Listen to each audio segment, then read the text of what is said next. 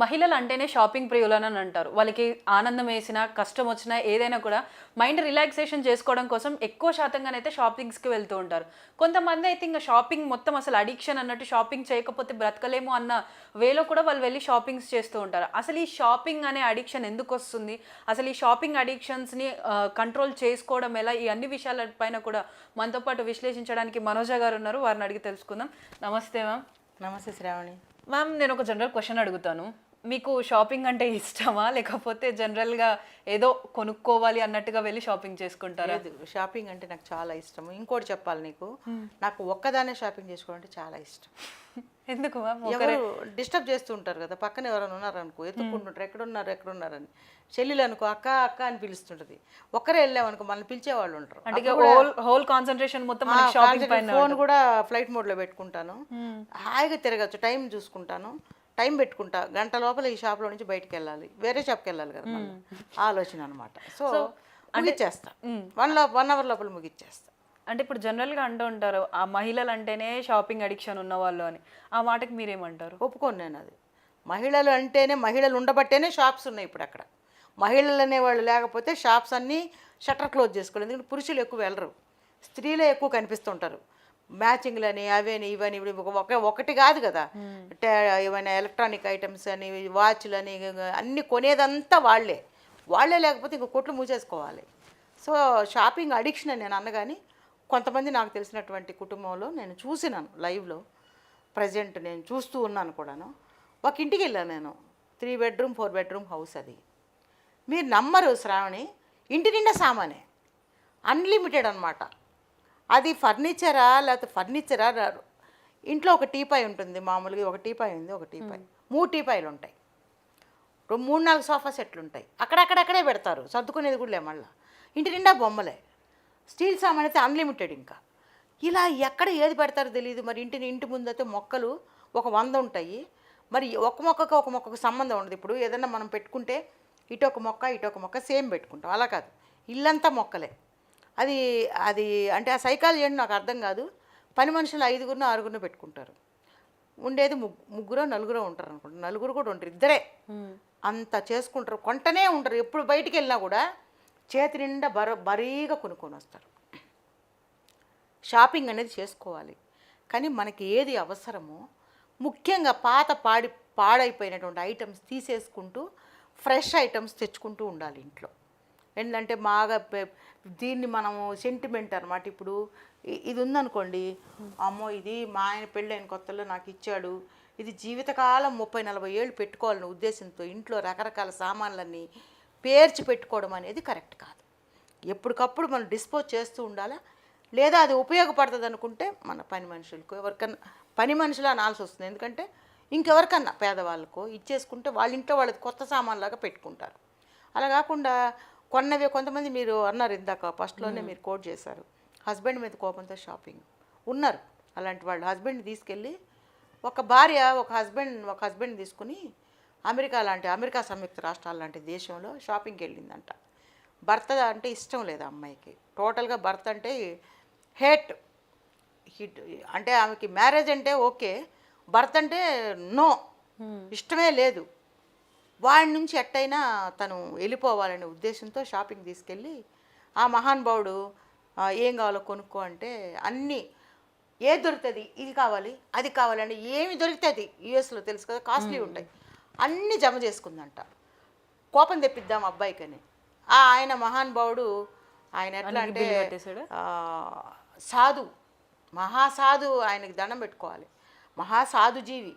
ఏం కొన్నా కూడా ఏమైనా అన్నామనుకో అక్కడ ప్రాబ్లం కదా, మళ్ళీ ఏం అనలేము, వద్దని కూడా అనకూడదు, అన్నీ కొనిపించుకుందంట. అలాంటి వాళ్ళు ఏంటంటే కసి అనమాట. హస్బెండ్ కోపం తెస్తే 2 పీకుతాడు, అప్పుడు నేను రివర్స్ అవ్వచ్చు అనేటువంటి ఉంటారు కొంతమంది సైకో మనస్తత్వం అంటారు దాన్ని. అలాంటి పిల్లల్ని కూడా నేను అబ్జర్వ్ చేశాను, అన్నీ కొనిచ్చుకుంటారు భర్త చేత. అలా ఉండకూడదు. మనకి ఏది అవసరం, డబ్బు ఎప్పుడు కూడా వేస్ట్ చేయకూడదు. మనకి ఏది కావాలో కొనుక్కోవడం తప్పు కాదు, మన లిమిటేషన్స్ని, మన ఫ్యామిలీ బడ్జెట్ని బట్టి, బడ్జెట్ కూడా ఉండాలి. అన్లిమిటెడ్గా కొనుక్కో కాదనట్లా, అన్లిమిటెడ్గా కొనుక్కునేటప్పుడు కూడా నీకు వచ్చే మనీ అన్లిమిటెడా కాదు కదా, నీ సంతోషం అన్లిమిటెడ్గా ఉండటానికి నీకు ఏది నచ్చుతుందో అది కొనుక్కోవాలి. మీకు అర్థమవుతుంది కదా. 4 చీరలు కొనాలని వెళ్ళామనుకో, ఒక్క చీర 2 చీరలు కొనుక్కొని వచ్చేసి హ్యాపీగా నేను 4 చీరలు కొనుక్కోవడానికి వచ్చాను కాబట్టి 4 కొనుక్కుంటే కానీ నేను పోకూడదనే మొండితనం మాత్రం మనలో ఉండకూడదు. ఎంత అవసరమో అంతే. మన మంచం ఎంత ఉంటే కాళ్ళు అంతే ముడుచుకోవాలి. మంచం కొంచెమే ఉందని కాళ్ళు ఎక్స్టెన్షన్ చేసుకొని పడుకుంటే కాళ్ళు కంఫర్ట్గా ఉండవు, అన్ఈజీగా ఉంటుంది. సో అలాగే లైఫ్ కూడా అంతే. డబ్బులు మనకు ఉన్నదాన్ని బట్టి మనం ఖర్చు పెట్టుకోవాలి. వాళ్ళు వీళ్ళు కొనుక్కున్నారు, ఆమె పట్టు చీర 30,000 పెట్టి కొనుక్కుంది, నాది 10,000 ఉంది అనుకోవద్దు. ఆ 10,000లో నువ్వు కట్టుకుంటే వచ్చే అందం ఆ 30,000 చీరలో ఆమె ఉండకపోవచ్చు. నువ్వు 100 రూపాయలు కట్టుకున్నా కూడా నీవు అందంగా ఉంటే ఆ చీరకు అందం వస్తుంది. సో దాంతో నీకు హ్యాపీనెస్ ఉంటుంది, చూసే వాళ్ళకి సంతోషం ఉంటుంది. అక్కడ 30,000 చీర కట్టుకున్నా కూడా వెలవెలబోయే సందర్భాలు కూడా ఉంటాయి, ఎందుకంటే ఆ మొఖాలని బట్టి. సో కాబట్టి మనకి ఎంత ఉందో డబ్బులు మన కెపాసిటీని బట్టి షాపింగ్ కదా అని చెప్పి అదొక పిచ్చిలాగా పెట్టుకుని, అదొక క్రేజ్ లాగా పెట్టుకుని ఇష్టం వచ్చినట్టు కొనేసి ఇంట్లోకి వచ్చి పడేసి మళ్ళీ అది కట్టుకోకపోవడము, దాని సంవత్సరాల తరబడి అలా మూల పడేయటము. తెచ్చావు నచ్చలేదు ఎక్స్చేంజ్ చేసుకో, లేదా ఎవరికన్నా పెట్టు. అది నచ్చేవాళ్ళు ఉంటారు కొంతమంది. నువ్వు ఒక కలర్ తెచ్చావు, అది నీకు నచ్చలా, ఇంటికి వచ్చినాక ఎక్స్చేంజ్ చేసుకో.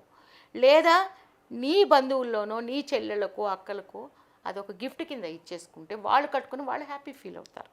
నీ ఆనందం కోసం ఆ నిమిషం కొని ఇంట్లో పడేసి ఏళ్ల తరబడి దాన్ని మురగబెట్టేసి అక్కడ డబ్బులు వేస్ట్ అవుతుంది. సో మ్యామ్ ఇప్పుడు అవసరానికి కొనుక్కునే వాళ్ళు ఒకరైతే మందికి చూపించుకోవడం కోసం, అంటే ప్రజలు వాళ్ళ ఇంటి చుట్టుపక్కల ఉన్న వాళ్ళకు నాకు ఇంత ఉంది అని చూపించుకోవడం కోసం షాపింగ్లు చేసుకొని వచ్చి చూపించి పక్క వాళ్ళని జెలస్ ఫీల్ చేసే రకాలు ఇంకో రకం ఉంటారు. అది వెరీ రేర్ కేసెస్ అంటా నేను. సో ఒకళ్ళ కోసం ఎప్పుడు బ్రతకూడదమ్మా, నేను నేర్చుకుంది అదే. ఒకళ్ళ కోసం, ఒకళ్ళ మెప్పు కోసం, ఒకళ్ళు చూడాలని మనం బట్టలు వేసుకోవడం అనేది కరెక్ట్ కాదు. మనకి ఏది నచ్చితే మనం అది చేయగలగాలి. శ్రావణి ఉంది, జీన్స్లో పోవాలనుకుంటుంది, ఆయన ఏమని అనుకుంటాడేమో, ఆ అమ్మాయి చూస్తే ఏమైనా తప్పుగా అనుకుంటుందేమో, ఇవన్నీ ఆలోచించకూడదు. అది డీసెంట్గా ఉన్నంతకాలం నీకు నచ్చిన బట్టలు నువ్వు వేసుకో. ఎవరికి నచ్చినవి వాళ్ళు వేసుకోండి. ఎదుటి వాళ్ళని ఇంప్రెస్ చేయడానికి, ఎదుటి వాళ్ళ మెప్పు కోసం వేసుకోవద్దు. కానీ సొసైటీలో తిరిగేటప్పుడు కొన్నిసార్లు మెప్పు కోసం వేసుకోవాలి. ఎప్పుడంటే ఎవరైనా అకేషన్కి ఇన్వైట్ చేశారు, కొంచెం గౌరవపూర్వకంగా, మరీ ఒక మామూలు చీర కట్టుకుపోతే ఏంది చీరలు లేవా ఏంది అనుకుంటా. అలా కాకుండా ఫంక్షన్కి తగ్గట్టుగా నీట్గా వెళ్ళాలి. అంతేగాని ఒకళ్ళు చూసి ఈ చీర ఎంత అయింది వదినా, ఈ చీర ఎంత అయింది అక్క అని అనిపించుకోవడం కోసమో, అబ్బో భలే మెరుస్తుంది నీ చీర అనిపించుకోవడం కోసమో గొప్పలకు పోయి డబ్బులు వృధా చేసుకోవద్దు.